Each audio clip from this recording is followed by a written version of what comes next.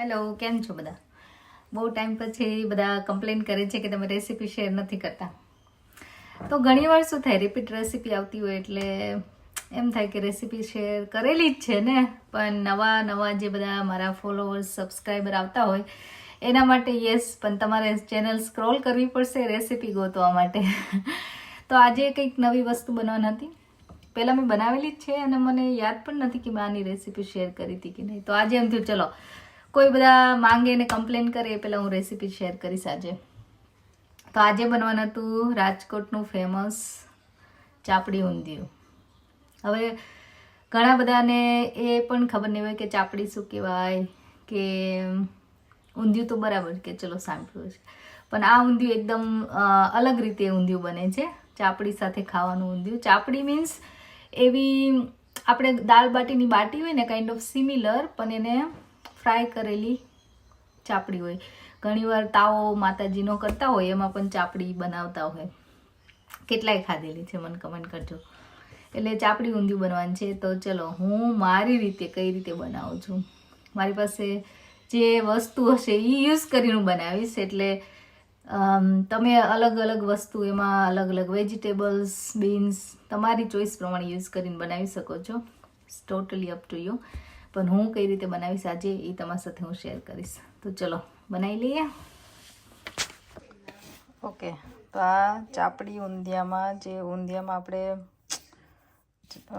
મેથીની જે ગોળીઓ હોય એ બનવાની છે. તો મેં બધું મિક્સ કરી દીધું. રેકોર્ડ કરું એ પહેલાં તો આમાં મેં ચણાનો લોટ, થોડો કરકરો ભાખરીનો લોટ અને નોર્મલ મસાલા, ધાણા જીરું, હળદર, લાલ મરચું, સોલ્ટ, અને મેં અહીંયા કસૂરી મેથી લીધી છે, કેમ કે મારી પાસે ફ્રેશ મેથી નથી, એટલે તમે ફ્રેશ હોય તો ફ્રેશ લઈ શકો. અને થોડું મેં તેલ નાખ્યું, બધું મિક્સ કર્યું, સોલ્ટ ટેસ્ટ પ્રમાણે. અને હવે આપણે એને થોડું પાણી એડ કરીને આપણે એને ગોળી વડે એવો લોટ બાંધી દઈશું. તો જો આવો લોટ બાંધવાનો છે. હવે આપણે એની નાની નાની ગોળીઓ વાળી લઈશું અને એને ફ્રાય કરવાની હોય નોર્મલી, પણ હું ફ્રાય નહીં કરું, હું એર ફ્રાયરમાં કરીશ. તો આવી રીતે આપણે બધી ગોળીઓ વાળી લઈએ. તો જો આ રીતે બધી ગોળી થઈ ગઈ છે રેડી. અને હવે મેં છે ને થોડું તેલ લગાવી દીધું છે. હવે એને બધી આપણે એર ફ્રાયરમાં બેક કરી લઈશું. તમે ફ્રાય કરી શકો છો તમારે કરવી હોય તો. નોર્મલી ફ્રાય કરેલી જ હોય, પણ મને ફ્રાય કરેલા કરતાં આવી વધારે ગમે છે. ઓછું તેલ જાય પેટમાં, બરાબર ને? તો આપણે આને થોડી વાર મૂકી દઈશું. તો જોઈ લો, મસ્ત ક્રન્ચી આ બોલ એ મુઠિયા કે આપણે જે કહીએ રેડી થઈ ગયા છે. હવે હું ગ્રેવી બનાવીશ. એમાં ઓનિયન, ગાર્લિક, કોથમીર, મરચાં અને આદું બધું મેં લીધું છે. અને હું મિક્સ ગ્રેવી બનાવીશ, પ્લસ હું ટમાટોની પણ ગ્રેવી બનાવીશ. તો આ રીતે સરસ પેસ્ટ બની ગઈ છે. હવે આપણે જોઈએ કયા કયા વેજીટેબલ હું લઉં છું. વેજીટેબલમાં તમે પોટેટો, રીંગણ, કોલીફ્લાવર, અને આમાં એકચ્યુઅલી ઘણા બધા વેજીટેબલ્સ હોય. તમારી ચોઈસ પ્રમાણે વેજીટેબલ તમે એડ કરી શકો છો. મારી પાસે સ્વીટ પટેટોય નહોતો, અને અહીંયા વાલોર ક્યારેક જ જોઉં મળતી નથી બહુ. ફ્રોઝન હોય છે પણ આજે નથી. એટલે હું નોર્મલી આ 3, અને અમે જો વટાણા લીધા છે, આ બીન્સ લીધા છે, અને આ મિક્સ વેજ હોય ને, કેરેટ ને બધું એનું મેં લીધું છે. તમે આમાં લીલા ચણા, વાલ, ખમણની ઘણું બધું બધા એડ કરતા હોય છે. તો આ તમારી ચોઈસ પ્રમાણે તમે એડ કરી શકો છો. તો હવે આ બધા વેજીટેબલને તમે બોઇલ કરી શકો. બધા બીન્સ હોય, વાલોર હોય, એ બધાને તમારે સીટી કરવી પડે, પણ મારી પાસે એવા બધા છે નહીં આજે. આ બધા વેજીટેબલને તમે બોઇલ કરી શકો, પણ ઘણીવાર શું થાય, થોડા વધારે પડતા થઈ જાય તો બધું મેસી થઈ જાય. એટલે હું થોડું ફ્રાયમાં 4-5 મિનિટ માટે બધા વેજીટેબલને હું આમાં ફ્રાય કરીશ. એ 80% જેવા કૂક થઈ જાય ઓલમોસ્ટ. તો એનો ટેસ્ટ ઊંધિયામાં સારો આવે છે, એટલા માટે. તો હું આ રીતે તળી લઈશ બધા વેજીટેબલ્સ. જો બધા વેજીટેબલ સરસ રીતે ફ્રાય થઈ ગયા છે. હવે સેમ ઓઇલમાં આપણે વઘાર કરીશું. તો એમાં થોડું જીરું એડ કરીશું. તો આમાં મેં સૂકા લાલ મરચાં, એક બાદિયું, હિંગ, જીરું. તો આપણે આ થોડી વાર સાતરવાનું એટલે સરસ એની સ્મેલ આવી જાય.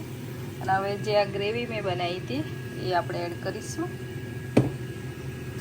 જો હવે આપણે આને સાતળીશું સરસ, એકદમ ડુંગળી પાકી જાય ત્યાં સુધીમાં.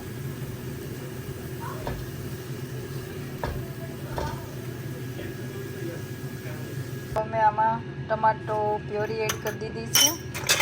આમાં દાણા જીરું થોડું વધારે જશે, એનાથી ગ્રેવી જે બનશે એ થોડી ઘટ્ટ બનશે. થોડું હળદર અને મરચું તમારા ટેસ્ટ પ્રમાણે, કારણ કે મેં ગ્રીન નાખ્યું છે ને હું આ નાખીશ. થોડું કાશ્મીરી મરચું નાખીશ કે એનાથી કલર સરસ આવે. અને બધું પાછું મિક્સ કરીશું. કાશ્મીરી ચીલી અને ગરમ મસાલો એડ કરી દીધો છે અને બધું સરસ રીતે મિક્સ કરીશું. અને તમને એવું લાગે કે ચોટે છે તો આપણે થોડું પાણી એડ કરવાનું, કે મસાલા બધા સરસ ચડી જાય ત્યાં સુધી આપણે સરસ મિક્સ કરીને થવા દઈશું. ગ્રેવી હવે સરસ થઈ ગઈ છે તો આપણે હવે બધા વેજીટેબલ્સ એડ કરી દઈશું. તો જો મેં થોડા વાલ પણ લીધા છે. એમાં ચણા હોય, મગ હોય, ઘણા બધા લીલા ચણા પણ એડ કરતા હોય છે. પણ મારી પાસે વાલ પડ્યા હતા તો મેં વાલ એડ કર્યા છે. અને આ જે ગ્રીન વેજીટેબલ્સ છે એ બધા આપણે 2 મિનિટ માટે થવા દઈશું ગ્રેવીમાં. અને પછી જે આ ફ્રાય કરેલા વેજીટેબલ્સ છે એ આપણે એડ કરી દઈશું. 2-3 મિનિટ થઈ ગઈ પછી આ જે મેં ફ્રાય કરેલા વેજીટેબલ હતા એ બધા પણ એડ કરી દીધા છે. હવે આપણે બધું જ સરસ મિક્સ કરીશું અને પાણી થોડું વધારે નાખીશું. તમારે જેટલો ગ્રેવી જોવે કે રસો જોઈએ એટલું આમાં પાણી એડ કરવાનું છે. આ ઊંધિયું થોડું રસાવાળું હોય છે, ચાપડી સાથે ખાવાનું હોય એટલા માટે આપણે આમાં થોડું પાણી આપણે એડ કરીશું. હવે આપણે ગુજરાતીને ખાટું મીઠું ભાવે એટલે થોડો ગોળ ટેસ્ટને એડજસ્ટ કરવા માટે અને થોડું આપણે આ લીંબુ એડ કરી દઈશું. અને સરસ પાછું મિક્સ કરી દઈશું, કેમ કે મેં ગોળ ઓલરેડી આમાં અહીંયા એડ કરી દીધો, 15 જતો રહ્યો છે એટલે મિક્સ કરીશું અને પાછું 2-3 મિનિટ થવા દઈશું.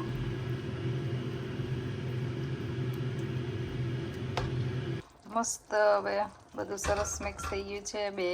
5-7 મિનિટ થઈ ગઈ છે. હવે જે આપણે આ મુઠિયા બનાવ્યા હતા એડ કરી દઈશું.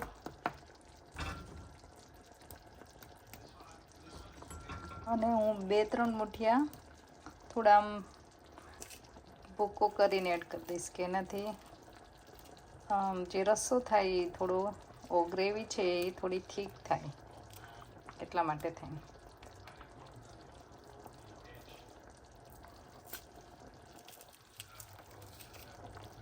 પાછું ઢાંકીને થવા દઈશું 2-3 મિનિટ. અને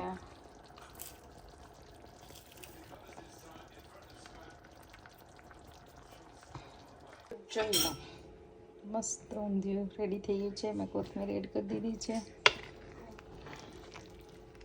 તો આ રીતે ચાપડી ઊંધિયું બને.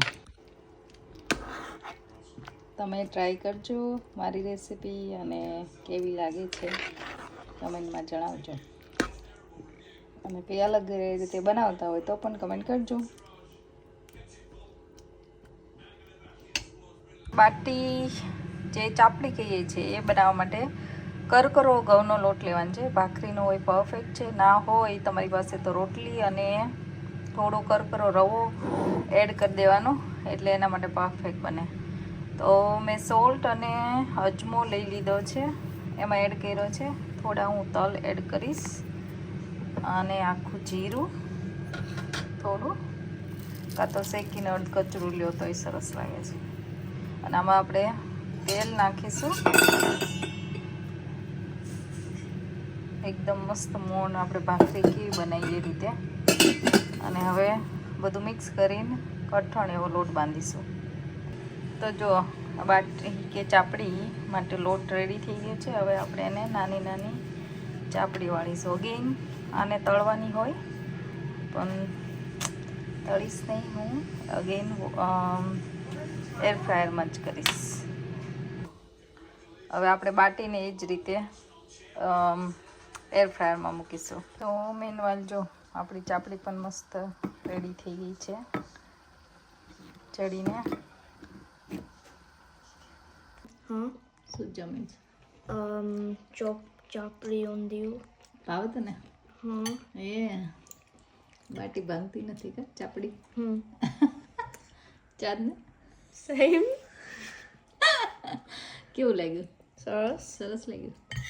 હાલે તમારે? મસ્ત બને છે ઊંધિયું. એ ઓહો વખાણ કર્યા બસ. વખાણ કર્યો બસ કે લે. ચાપડી સારી છે.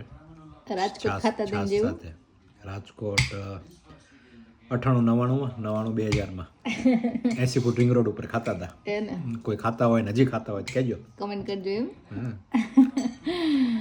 બરાબર. તો ચલો આજે છે ચાપડી ઊંધિયું અને છાશ. તો ચલો બધા જમવા. તો કેવું લાગ્યું મારું ચાપડી ઊંધિયુંની રેસીપી? શેર કરજો, કમેન્ટ કરજો. તમે કઈ રીતે બનાવો છો? અલગ રીતે બનાવતા હોય તો પણ જણાવજો. અને જોતા રહેજો વિદેશમાં વતન. મળીશું પાછા નેક્સ્ટ વિડીયોમાં. ચલો બાય.